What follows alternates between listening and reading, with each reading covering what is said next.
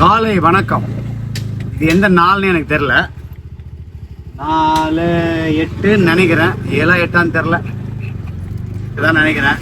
நான் வந்து இங்கே வவுனியாவில் இருக்கிறேன். இங்கே ஒரு பிரபலமான சிவன் கோயில் ஒன்று இருக்குதான்.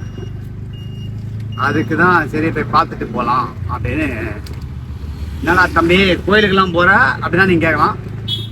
இல்லை, நமக்கு இந்த கோயிலுங்களுக்கு போய் சாமி கும்பிட்றத விட அந்த கோயிலுங்களில் இருக்கிற வேலைப்பாடுகளை பார்க்க ரொம்ப முக்கியம். குறிப்பாக தமிழ்நாடு கோயில்களில் இங்கே எப்படி இருக்குன்னு தெரில.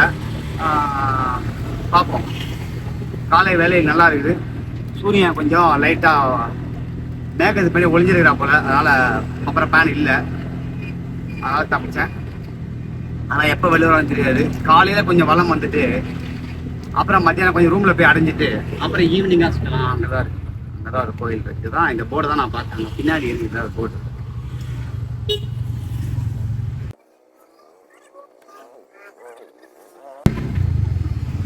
இங்கெல்லாம் ஒரு பேர் இது தோணிக்கல் சிவன் கோயில் ஒன்று இருக்குது. அதான் போர்டு இருக்குது, தோணிக்கல் சிவன் கோயில். நேராக அங்கே போயிடும். என்ன சொல்லுங்க நீங்க? நீங்க வந்து அடிச்சிக்கவே முடியாது. இலங்கை ஊர் அந்த மாதிரி இருக்கு. என்னதான் வெயில் இருந்தாலும் வேலைக்கு போறாங்க. பெட்ரோலா? நல்ல வேலை, நேற்றே நான் நைட்டே பெட்ரோல் போட்டேன். அதனால கொஞ்சம் கூட்டம் கம்மியா போச்சு. தோணிக்கல் சிவன் கோயில் எங்க இருக்குது?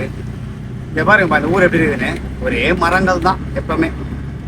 இந்த மாதிரி இருந்தாலே மனசுக்கு ஒரே நிம்மதியா இருக்கும். காலையில் எந்திரிச்சு போறப்போ இந்த வழியெல்லாம் மரமெல்லாம் பாக்குறப்போ. எனக்கு அப்படிதான், உங்களுக்கு எப்படின்னு எனக்கு தெரியாது. இந்த மாதிரி பச்சை பசேல்னு சைட்ல இருக்கும்போது வண்டியை ஓட்டிட்டு போகும்போதோ பைக் ஓட்டு போகும்போதோ மனசுக்கு ஒரே நிம்மதியாகவும் ஆறுதலாகவும் இருக்கும். எனக்கு அப்படிதான். இங்க வந்து ஒரு துர்க்கை அம்மன் ஆலயம் ஒன்று இருக்குது. நம்ம முதல்ல சிவனை போய் தரிசிச்சுட்டு வரோம்.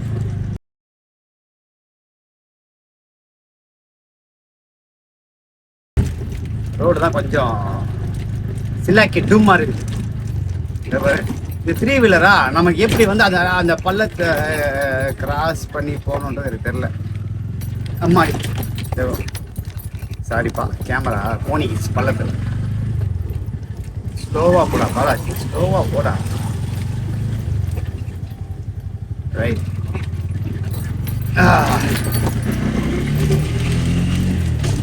ஆட்டோ ஓட்டுறதுல ஒரு அலாதி சுகமாக தான் இருக்குது.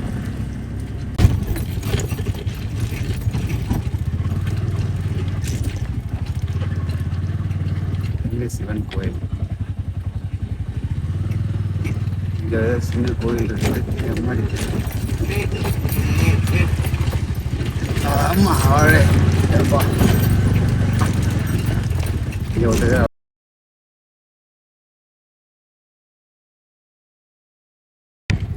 பல பள்ளங்களை தாண்டி என்ன ஆட்டானது பாருங்க. கேமரா கொஞ்சம் கண்டு காட்டிங்கப்பா. ஏன்னா நான் வந்து ஆட்டோவில் வந்து அந்த மொபைல் ஹோல்டரை போட்டிருக்கிறேன்னா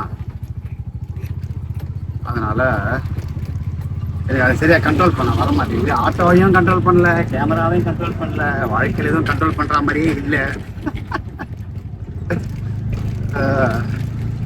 அங்கே ஒரு தெரு ஒன்று இருக்குதுப்பா. அதான் வந்து அகத்தியர் வீதியா இல்லை, அகத்தியர் வீதி.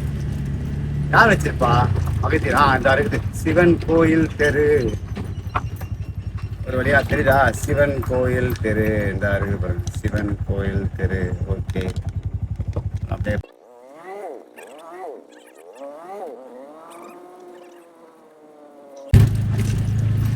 எதுக்கு எரிய விட்டுறாங்க? அந்த பூச்சியெல்லாம் வராதுல்ல.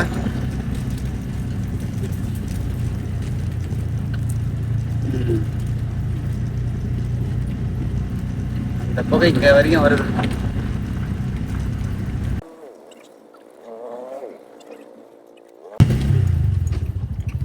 இதான் சிவன் கோயில். இதான்ப்பா சிவன் கோயில். ஊட்டி இருக்குது. ஒரு அம்மாகிட்ட கேட்டேன் கோயிலுக்குள்ளே போகலாமா அப்படின்னு. போப்பா அப்படின்னாங்க. அதனால தான் கோயிலுக்குள்ளே வந்திருக்கிறேன். சின்ன கோயில் தான், நல்லா இருக்குது இல்லை? இதான் சிவன் கோயில்.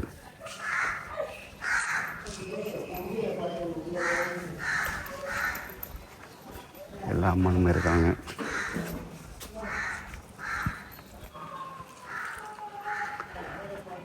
நல்லா சின்ன கோயில், ஆனால் அழகாக இருக்குது. பின்னாடி ஏதோ ஒன்று இருக்குதே, தேங்காயெல்லாம் காய போட்டிருக்கிறாங்க. அங்கே ஒரு மணி மண்டபம் இங்கே ஒன்று இருக்குது, இங்கே ஒன்று இருக்குது. நல்ல கோயில்.